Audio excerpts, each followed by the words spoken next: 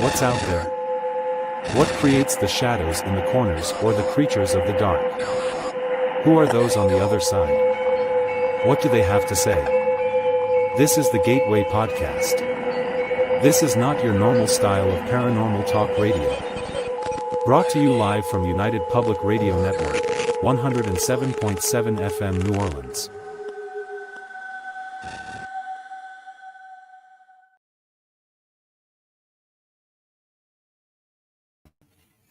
And welcome again to this episode of the Gateway Podcast. I'm your host, C.L. Thomas, from somewhere in the Mojave Desert. Today's weather in Las Vegas, it's quite cold and it's very windy. I think we have like 80-mile-an-hour wind gusts out there right now. Pretty incredible.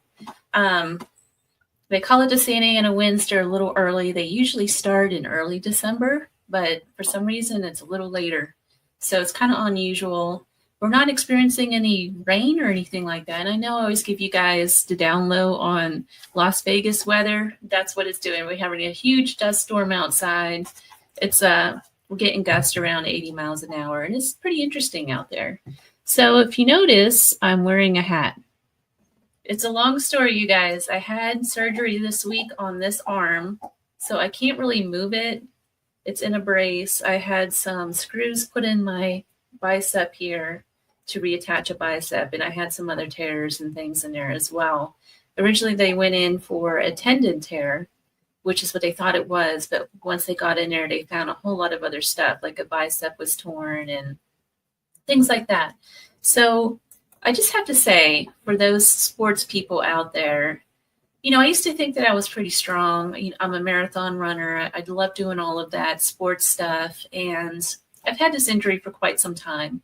And I always thought, okay, football players were not really good sportsmen because all they do is they stand on the field and they look pretty, right? They don't really do anything. They wear their tights. There's a lot of, every time something little happens, they all have to stop and discuss it for an hour, and it just drags on and on and on. And so I always assumed the hockey players are the real sports people here. They're the ones that know how to skate. It's fast. You know, if there's an issue, they do get out right there on the site and it's over with and they get on with the game, right? And football players are out there being pretty much pansies. Well, this kind of gave me a whole new appreciation of football players, because when I went in to see the surgeon, he initially told me that this is something that usually a football player, what he sees in football players, he usually treats the Raiders and things like that around town here. And that's what he said. And so he asked me, what was it that I was doing to cause such an injury? I have no idea. But nonetheless, same thing. I have a new appreciation because it sure did hurt. Well, my guest tonight, let's get started here. My guest tonight, I wanted to have her on because she wrote this wonderful book. It's called Six Women of Salem. And I just got done reading this. And what she does as well, I'll get her on here to talk about what she does with this book. But I wanted to have her on because so often in the paranormal community, particularly in the witch community, anyone that practices witchcraft probably heard this. There's a lot of people out there that will say stuff like, well, they were a witch because they have a relative that was involved in the Salem Witch Trials, or their ancestor, it's usually always Bridget.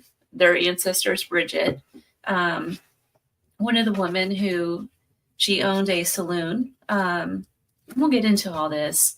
But the current state of affairs is everyone thinks that these women were actual witches, and they're kind of not. So my guest tonight is going to talk about some of the women that were involved in the witch trials and what the circumstances really are. And she's going to address some of the things that are not true, that are circulating over and over again. So without further ado, Marilynne Roach, she's a writer, she's a researcher, she's an illustrator, and she's also a lecturer. She's written 9 books. Most of them are very heavily, which is why I really love her. She's really done the work and the research behind everything that goes into her books. So without further ado, let me get her on. Marilynne, welcome to the show. Hi. Thanks for the invitation. So I'm really excited. You look so bundled up. You're in Boston, right? near Boston. We have a wind chill, but it's not 80 miles an hour. So you win on that one. It's some kind of desert thing. It doesn't happen very often, and it's not a steady 80-mile-an-hour wind. It's like the steady winds are around 25, but then the gusts that come through are anywhere from 60 to 80 miles an hour. So it's like blowing my whole yard down and everything. It's crazy. Knock you over type wind. But it's not cold like it is where you are. It's cold, and it gets into the single digits with the wind chill in first thing in the morning, at least.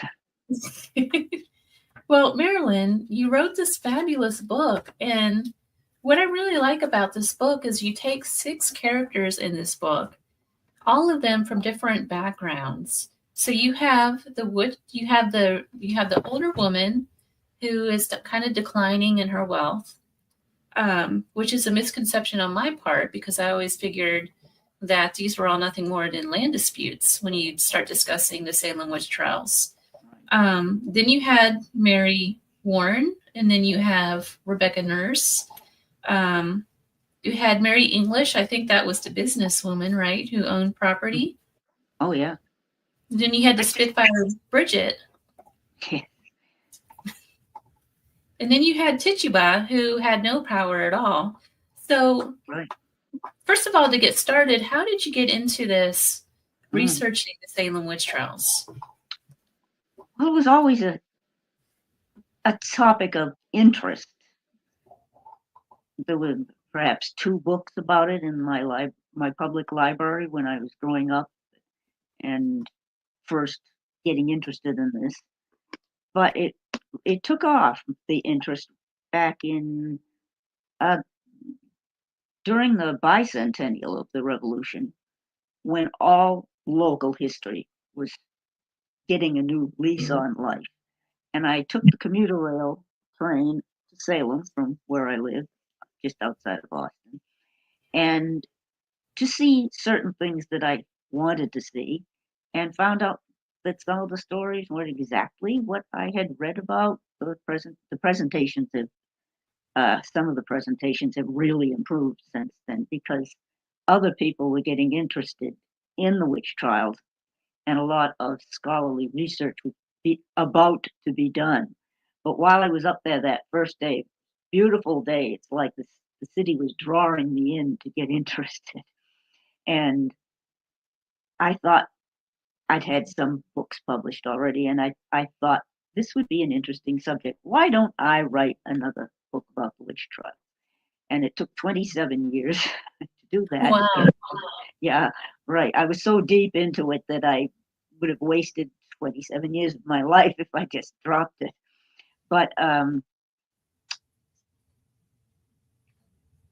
that was the first book on the Day-by-Day Chronicle of the trials, which turned out okay. It got published and it was well received.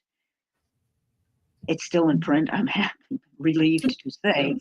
But then, what am I going to do next? And I'm not sure where the idea came from, but doing a biographical view of specific individuals, people who have information that's available, seemed like a good idea. So I chose 6 women and focused on them. And as you said, they came from different walks of life, so it gave a broader picture of what had happened, I hope. And yeah, I believe my agent, by then I had an agent, suggested that maybe each section or chapter could have a fictional introduction, identified as fiction. I'm not trying everything. I have footnotes and stuff about everything in it, and where I try to get inside the minds of the people who are acting through this tragedy, and introduce them that way, what I think is in their minds. But yes, footnote and end notes are in the back. And I try to back up everything, including the fictionalized parts.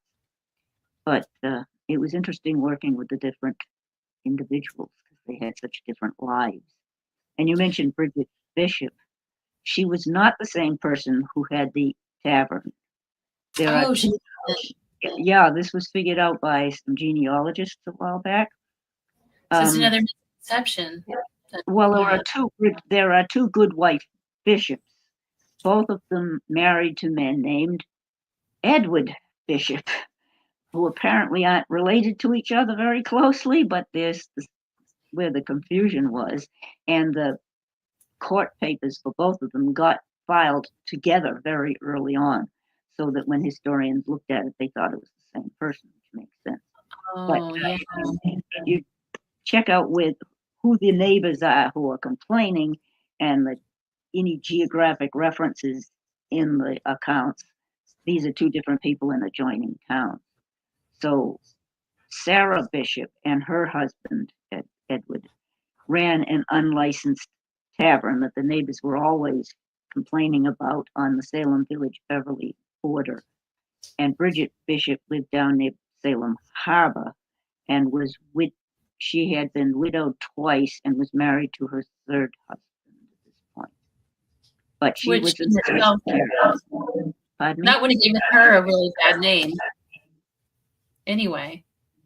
Oh, well, she was assertive, certainly, and stuck up for her rights. And her second husband, who hadn't been as nice to her as the third one, seemed to be fairly ordinary. But the second one, and she got into fights where each of them ended up with probably black eyes, but certain bruises were mentioned in the court cases. And she had to stand on the in public and apologize for this, be on display. Her husband, who had hit her, she hit him back, didn't have to because his daughter by a previous marriage paid the fine for him, but not the stepmother. So people knew that she had been in trouble, which I think was apparently justified. But anyway, she was an interesting character, but she didn't run the tavern. Gotcha. So that is a big misconception for some reason. Yeah. Everyone seems to think or portrays her as, and it's interesting because the paranormal community, they always pick her as their ancestor of why they are into witchcraft as well, or why they have the sixth sense, I should say, like why they possess special mediumship skills, that sort of thing. They always seem to trace it back to Bridget, and I think it's because her name is one of the ones that's thrown out there out of all the women that was involved in the witch trials. It's always Bridget or Rebecca. Rebecca's in the other one, Rebecca Nurse. Rebecca and her sister Mary Esty have a lot of known descendants who can trace back generation by generation. Got it. So that must be where that comes from. Bridget had one child who lived, and she had children, or a child, and there were descendants, but I don't know how far down you can trace them. But all of the people who were accused, and certainly the ones who were executed, all of them said that they were not witches, and they meant in any sense, that they were good Christians. There were petitions for some of them saying, this is a good woman, she's a good Christian woman, which backed up what they were trying to say in court, that they were not trying to commune with the devil, which is not what modern Wiccans do. But I would say that none of them were witches by any definition, not as another religion, not as neo-pagans, Wiccans, and certainly not fairy tale characters. And as amusing as Bewitched was, they're not magical characters as in the TV show. Right. Humans who suffered from it. Even though there's a bronze statue of Samantha Stevens in the middle of Salem that was donated by the TV station. TV. Right. I have my picture with that statue. A lot of people have pictures of themselves with it. It's really funny. But, can you kind of set the stage a little bit? How did this happen, and why do we still think that 300 years later that these people were actual witches? How did that stigma carry on for so many years like Yeah. this. Well, maybe because it's more interesting than some theories. But I mean, the whole town lost its calm around 1692 because there was so many stresses, regular, real life material stresses at the same time, because Massachusetts had lost its charter from England, so while they waited to see what England was going to do about that, they didn't know what rights they would have and how much self-government, because there had been a period where a royal governor was sent over who really had the only say, and wasn't sympathetic to the locals, that you could have one town meeting a year, and that was just to elect somebody to catch the stray pigs and local stuff and purely local matters. And that was it. You weren't supposed to be gathering and making decisions. That was for the governor to take. And even the legislature had fewer rights at that time. So he's overthrown when England has its own revolution and there's a regime change where one king is kicked out and somebody else comes in. And at that point, Massachusetts is waiting to see what's going to happen under the new regime. How many rights will we have? This increased Mather, who had been in England trying to negotiate a charter with the former king, has finally convinced England to allow Massachusetts a charter, although they don't have entire self-government. They have to. And this was yeah, that gets involved. He was the pastor of the First Church, right? In Boston, yes. He's the father of Cotton Mather, who's 29 years old at the time, and taking over the work while his father's away. Increase and a new governor who actually was born in Maine, so at least they get a New Englander, come back in May and find, with the charter, and find out that the prisons in 3 counties are crowded with suspects. But back at the beginning of it all, which the end of January, is when the girls at the parsonage start acting oddly, and experiencing pains and reporting pricking sensations and headaches and just acting oddly. But at the same time, because of the political situation, there's also war with French Canada, the French settlement. King Louis would like to take over the rest of the Eastern Seaboard, and their indigenous allies, who have their own reason to resent colonial settlements moving into more of their territory in the Maine, New Hampshire area. So there's that. There's pirates out on the ocean. There's French privateers preying on English and New English ships and fishing boats. And the New England privateers prey on the French boats too, if they can. And the economy is not good because of the maritime losses and because of the expense of the frontier wars. So there's all that going on. There's been some smallpox that's got everybody on edge. It wasn't a big epidemic at this point, but you didn't know if another one was going to come along.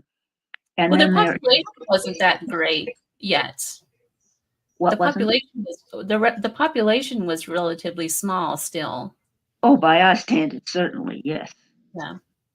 But at the end of January, there's a French and Indian forces attack York, Maine, which is in South Maine, and it's closer to Massachusetts, to Salem, and so forth. And that, I think, was really a big scare at the time because people were taken captive. There were a lot of deaths, and that part of what they were worrying about is getting closer and closer. So it's around the time that the girls start acting oddly, and it takes over a month before the parents of some of them and neighbors go to the law to swear out a complaint against certain people in the neighborhood. One of them is Tituba, who's in the same household as the girl, as of two of the girls.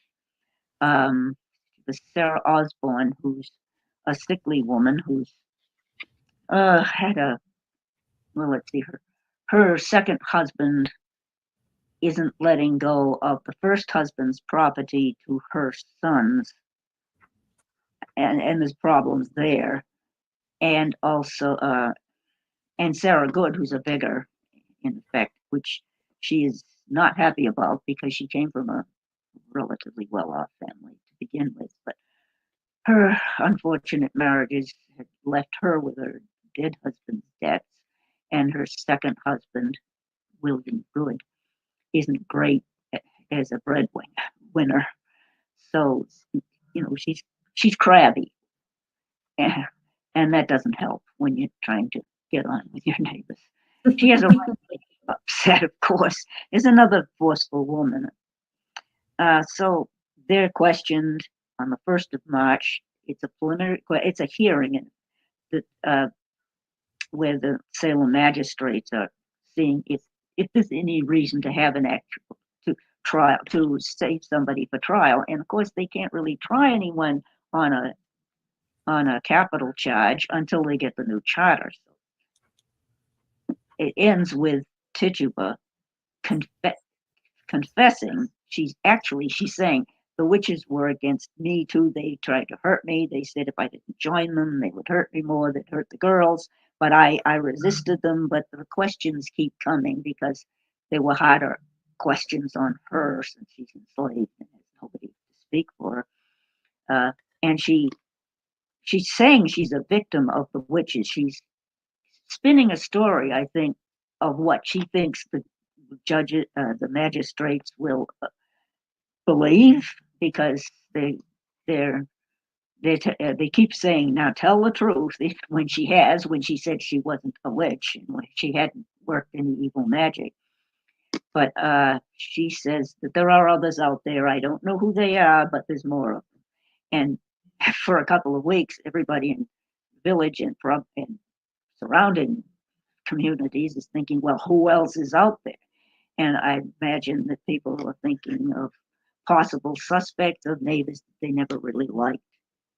So one of the first after that who are named includes Rebecca Nurse and Martha Corey, because they seem to be okay, perfectly nice people. And Rebecca Nurse has a big supportive family of children, and her husband's alive, so she got people to speak for her. But she's arrested.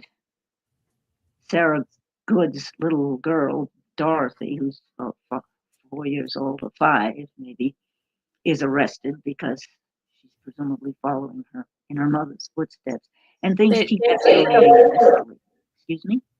They arrested a 4-year-old. Yes, unless she was 5. Because, and this is the thing that they should have known couldn't be trusted from the beginning, because her spirit had been seen by her supposed victims, the bewitched girls, and 4 at the beginning, and then there's more people who say they're bewitched. They're having convulsions and so forth. And maybe at the beginning they believed this, but convinced themselves. But if somebody's specter, which is like a ghost, only the people are still alive, supposedly the witch in question could step out of her body, or his body, because there were men accused too, and invisibly work harm on their subjects. And the people who are supposedly bewitched can see this coming at them, but nobody else can. No kidding. Nobody else could see this, but it seemed real at the time. And it should not have been accepted as evidence, because at the end of it, when people were starting to calm down, the point made was that you can't trust the source of the vision, because it's the sort of thing where the devil is providing the specter, who's probably a devil in disguise rather than the actual person. So you can't trust the information, and you can't prove it in court that this person who's being presented as a specter is really a witch. But whatever the effect in court was, convinced the magistrates that that's very suspicious, but we have other reason to believe that this person is a witch. And from the testimony, it would seem that the other information, evidence, they thought, would be accounts by neighbors of what would be coincidences. Like, I had an argument with her and then the cow died, that sort of thing. Or people got sick after an argument. Maybe they scared themselves into it. Maybe it just coincided with an illness. So 20 people suffered from that, suffered the execution from that. Actually, 19. One man died under torture, is what it was, which they never did again. But yeah, 20 people lost their lives from it, plus people who died in jail because of, well, they're not clean, they're not modern facilities, and some people died of disease. So that began to escalate over the summer, and once the charter came back, a temporary court of foyer and terminer, which means to hear and to determine, which is a temporary court, was instituted to try all of the cases that would otherwise not have been tried until they reorganized the government enough, according to British command, to establish regular courts. So there were 9 judges appointed. One of them leaves after Bridget Bishop's trial, and when she's found guilty, because he disagrees with the way things are going. You can't trust factual evidence, which had been said by several of the ministers at the beginning, but the people who were making the decisions thought, well, there's more to it than just factual evidence, which there wasn't. But so there's 8 judges. A quorum of 5 had to sit for any one session, because there were 4 sessions throughout the summer, meeting in Salem, because that's where all the witnesses, most of the witnesses were. I mean, it's not just Salem, it's surrounding towns too. But ordinarily before this, all capital cases would have been tried in Boston, the capital. But there were just so many people north of that it was easier to move the judges than to move the population down to Boston to testify. So, Marilynne, let's see. I estimated that about 190 people were suspected at least, but not necessarily brought to court. There were all told 52 trials, most of them after the panic died down, and 30 people found guilty. Everybody who was found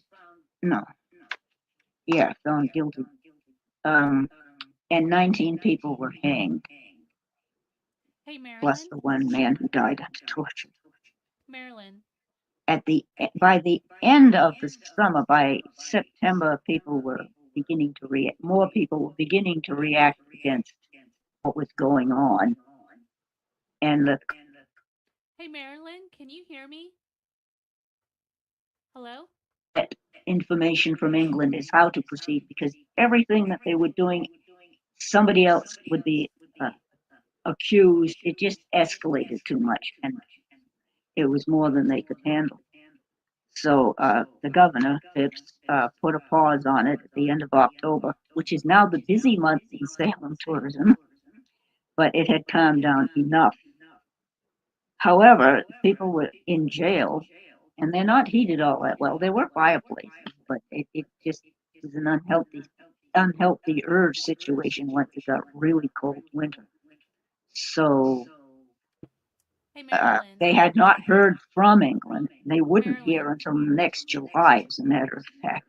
So just to proceed anyway, they had to establish the Superior Court, same Superior Court we have now, different cast of characters, to oversee the rest of the cases, beginning in January in Salem, in what is now 1693. The date then was still 1692 because the year began in March.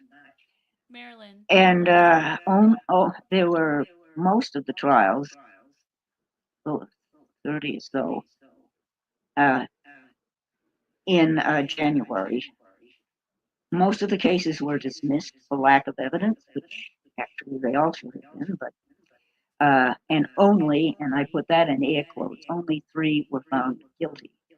But a stay was put on the execution until they could hear from England. So nobody was actually hanged after that. And eventually, when England sent them advice, which amounts to do your best, do what you think is best, people were let out of jail when they could pay the fees, because you had to pay your room and board. Marilynne. And it slowly ended. And one of the last cases, in May of 1693, was Tituba's, and she was found not guilty. Hey, can you hear me? I can hear you. Okay.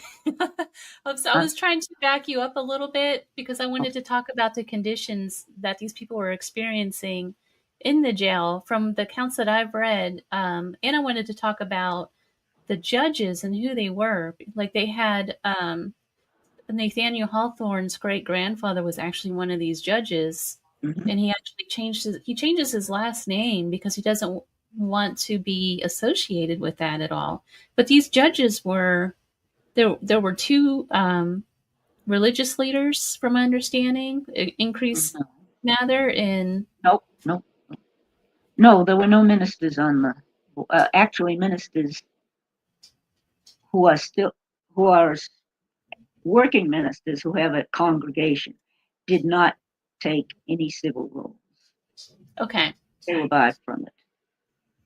So what was the conditions like in the jail? Because from the accounts I've read, it was that once you were arrested, like if you were arrested and accused as a witch back then, the jailers, if you didn't have the money to pay for your room and board in this jail cell and you didn't have relatives to bring you that stuff, legally they were able to confiscate whatever property you had.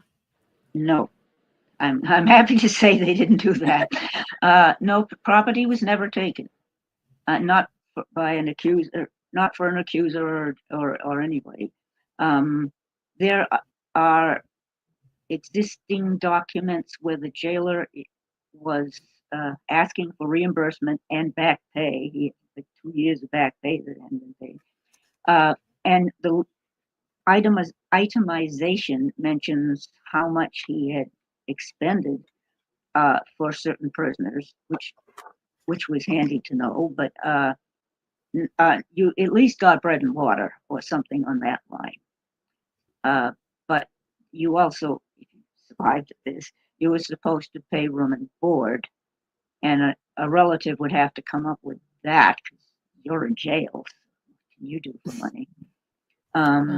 There was one woman who was tried near the end in February, actually, of 93, who was found not guilty, although it seemed suspicious at the time. She was found not guilty, and she died a few weeks later because her family wasn't able to find the money to pay her room and board. But yeah.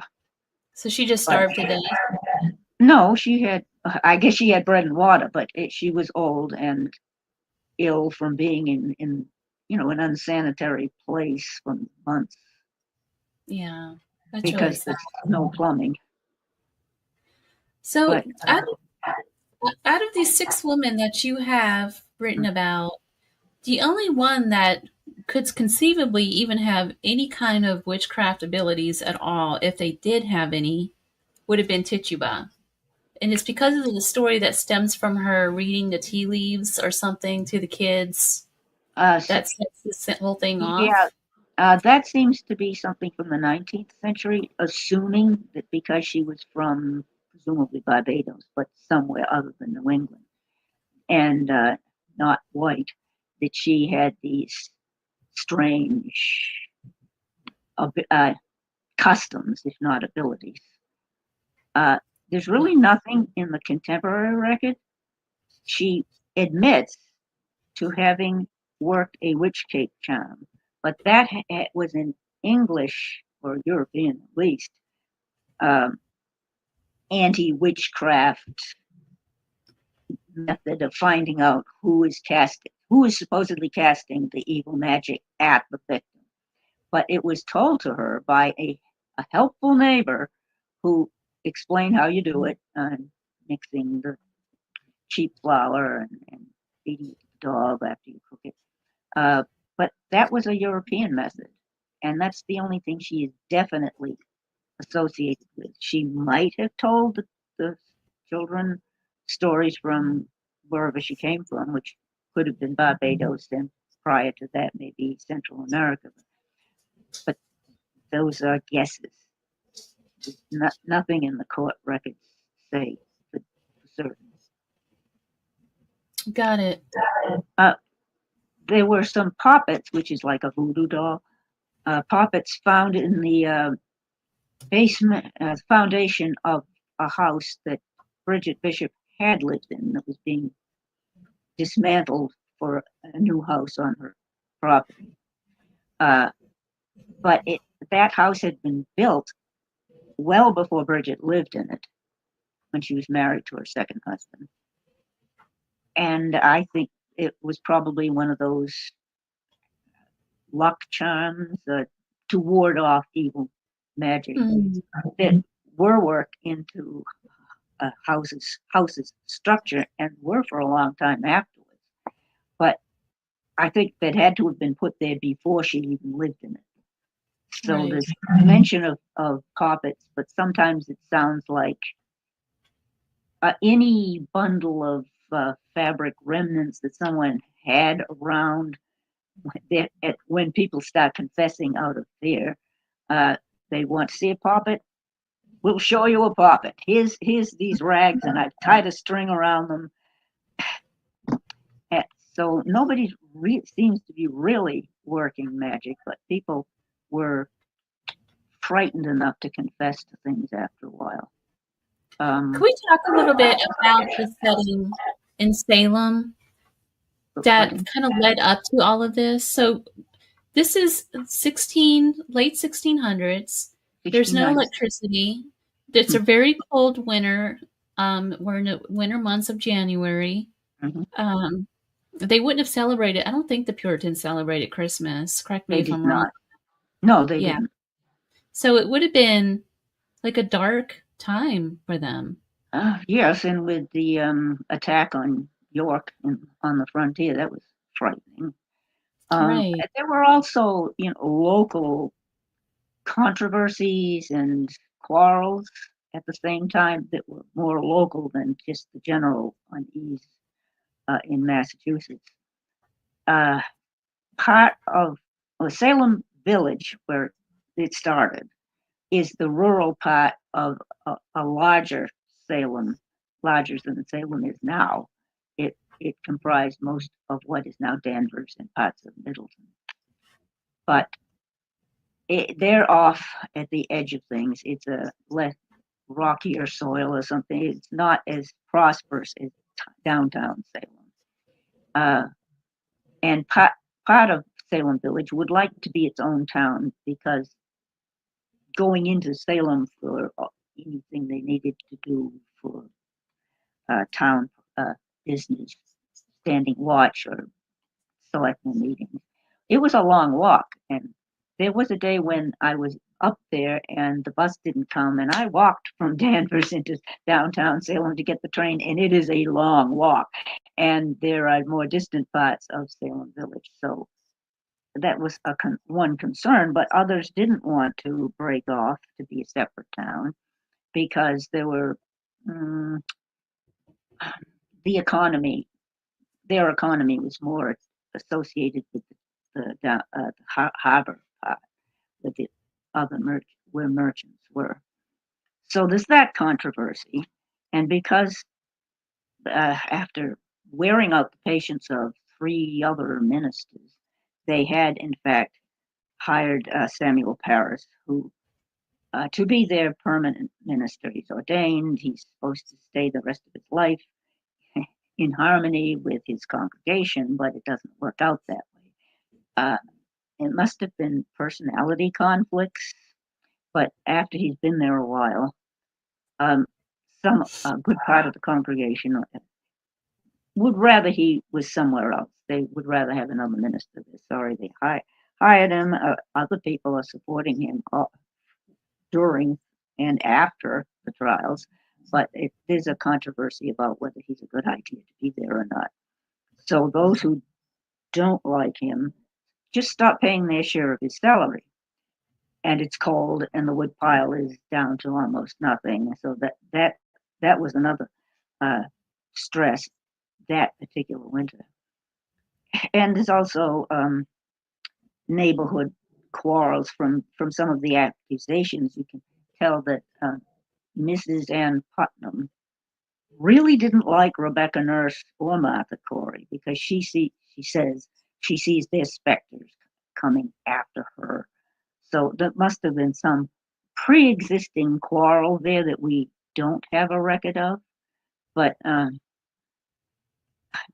gossip, people rubbed each other the wrong way. They were supposed to be living in harmony as good Christians, but human nature is stronger than that. Oh, yeah. It's a shame.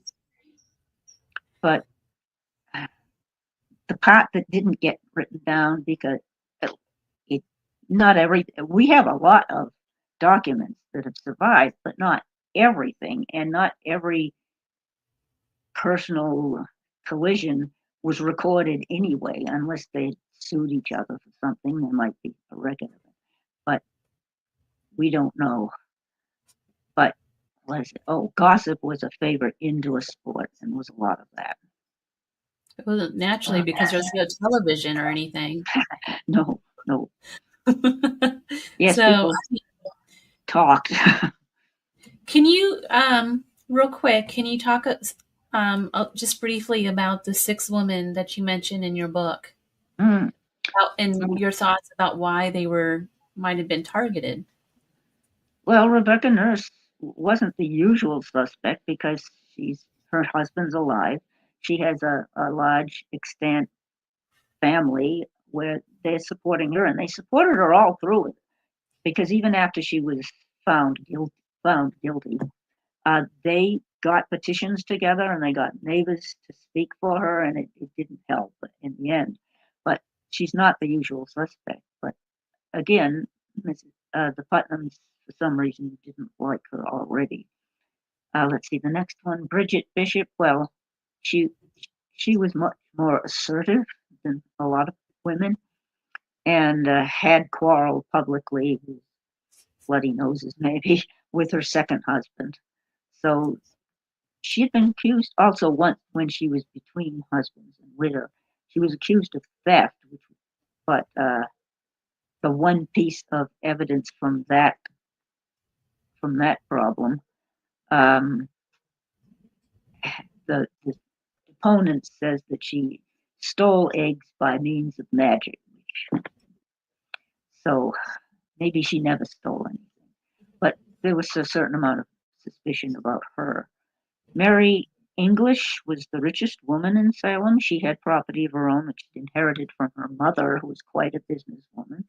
She's married to Philip English, the richest man in Salem, who is from the Isle of Jersey, which is a British, as now, the Channel Islands, I think they're protectorates of England. the government isn't the same as downtown London, but they're part of England, but with their own different laws. And because it's closer to France than to England, the native language then was French.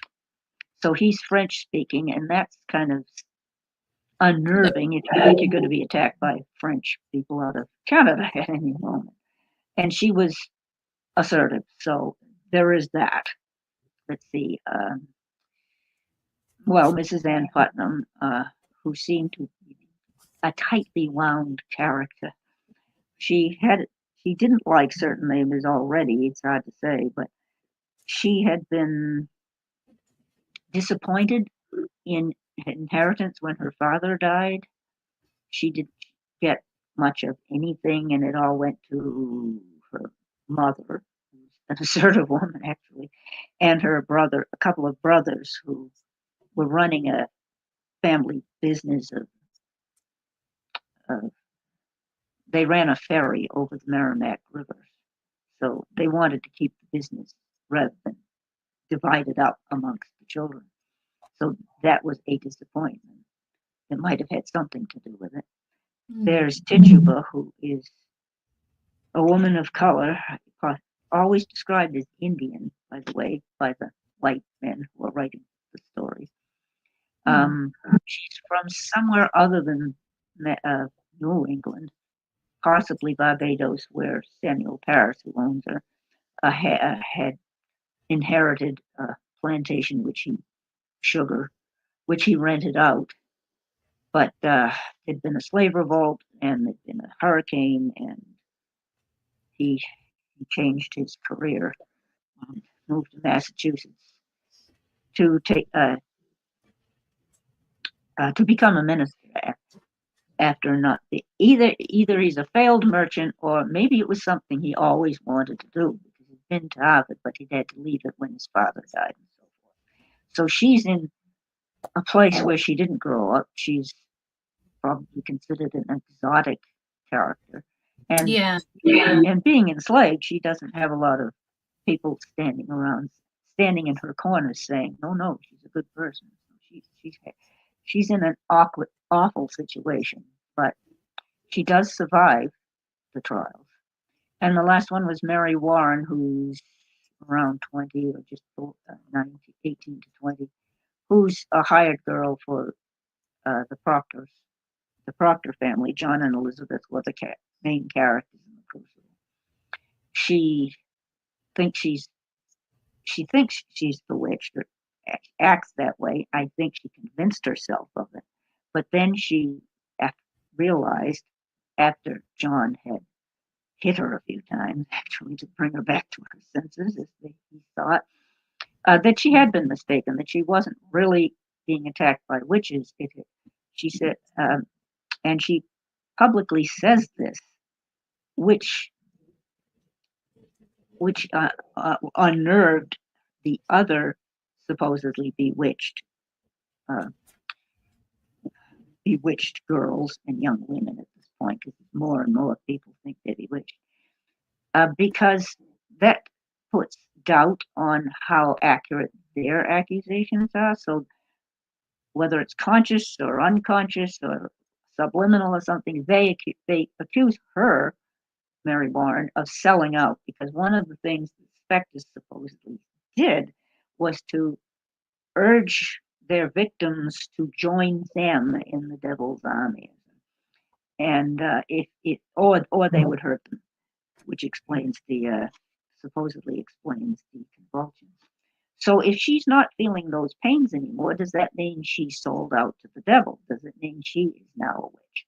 And she's arrested and questioned at her hearing, and she is out of her mind with fear. I think she can't put words together for a full sentence, and they have to send her out to calm down, and they then question someone else. I think it was Bridget Bishop on that day.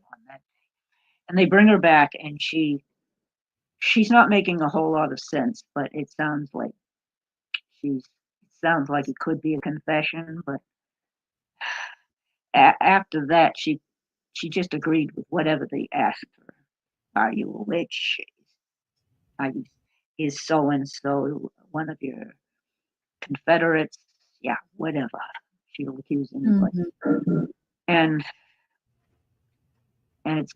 she survives the trials, but kind of disappears into history. Sad Do story. any of these women have anything in common with each other? Other than that they were accused, like, was there anything about them that kind of made them a target? Because they Well, all some seem so seem different. more obviously more obvious to be a suspect than others, but they don't seem to have that much interaction with each other. I mean, they live in different places and different uh, situations. Just, I would say they're all women, of course, Mhm. but that's not the only reason people would be suspected, because men were arrested too, and 5 of them were put to death. Uh, so a quarter of the hangings that summer were men, which is the subject of the book I'm writing on now. But no, it's hard to see any connection really, except that they probably had some differences with neighbors who would were willing to suspect them. But I don't see too much interaction amongst the 6. Yeah. Do you think that anything like this could happen again? Well, it would be in a different guise, not witch suspects. So I would hope not witch suspects, but people can and have been suspected of other things. Uh, let's see. Well, it's often compared to the Army McCarthy hearings of who's a communist and who wasn't in the Oh 1960s, yeah. and Yep. that that tragedy didn't result in death, I think, but it certainly ruined careers. And it Mhm. inspired Arthur Miller to write The Crucible and put that on the map. And that's the source that much of which is quite fictional, actually. But that put the witch trials in front of the public, and it's still there because it's taught in schools and frequently performed. Uh, of course, the part about telling the truth and not being believed, and then lying because people expect you to, and then being believed, it seems to be at the heart of the play, and that was true certainly in 1692. Wow. Well, Marilynne, we are at the bottom of the hour already. I told you it would go really fast. It did. I need a 2-hour show to get into all the stuff I want to discuss, because there was a lot that I wanted to get into and just didn't get a chance to. Uh, Where can people find your book? I know I bought my copy, and I have another book of yours too, by the way. I know you got 9 books. I have another one. I got well, this some of copy at Barnes and Noble. yeah, Amazon too, and sometimes local bookstores. And if you're in Salem, it's on the shelves. It's on the shelf just about everywhere, I think. Well, in Salem at least. It's what 11 or 12 years it's been out, so it's not a new book. Yeah, it's But not new. It's just interesting, though. I just wanted to get you on here and talk a little bit about, because I just hear so often that people in the paranormal community, so often I hear about, oh, I practice witchcraft because, and I'm related to such and such that was also one of the accused witches, and they think that they got their powers from these people, and it's just such a big misconception out there, yeah, you know. So I wanted a historian to come on and talk about why that's really not the case. no, it isn't. But So it's a fascinating subject, and it's little nuggets of information keep turning up. yeah. Oh, thank you so much for coming on the show. I really appreciate it. Thank you for the invitation. Do you have a website or anything that people can look you up? Yeah, it needs to be updated. But MarilynneKRoach.com. If you spell Marilyn and Roach correctly, because they're both a little different. Yeah, but you know what? If you just put Six Women of Salem, put that into Google, and you come right up in there. I should. So that's Put in how Witch, and I come right up. that's how I found your contact information. Good. Well, thank you so much. When you come out with your next book, I'll definitely have you back on because it sounds like Okay. it's along the same topic lines and things. And I would love to have you come back and just discuss more about Salem. Thank you. Well, have Six Men of Salem, they had quite different lives, and it extended over a wider geographic area. Yeah, it's just amazing. Once you really start digging, I'm just so fascinated by that area. I used to live in that area for a very short time in my life, and I did a dissertation on Nathaniel Hawthorne, his love for maritime. So I did a lot of research on him back in the day, back when I was in school, and dug into. That's how I knew about his grandfather and all the different connections, and just a lot of stuff that I researched within Salem back in my early days. So it's a topic I love. Good. But anyway, thank you again for having me for being on the show, and I'll definitely have you back on. Thank you. I look forward to it. So there you guys are. It's Marilynne Roach, and she wrote Six Women of Salem. I highly, highly recommend this book for many different reasons, especially if you're really into witchcraft, if you're really into the history of Salem at all. This is a great book to pick up and to read. Again, it's at Barnes & Noble. That's where I picked up this copy. But if you look up MarilynneRoach.com, she does have a website. She's very gracious. She has 9 other books out there that are just as good. Highly recommend. Thank you for listening to The Gateway tonight, broadcast live from 107.7 FM New Orleans, United Public Radio Network, and I will see you again next week. Next week's guest, I have a really good tarot card reader coming on. I'm not going to disclose her name because I don't have it set in stone just yet, but she is planning on coming on. She's pretty famous for tarot card reading. So maybe she'll even do a few readings. I don't know. We'll have to stay tuned until next week.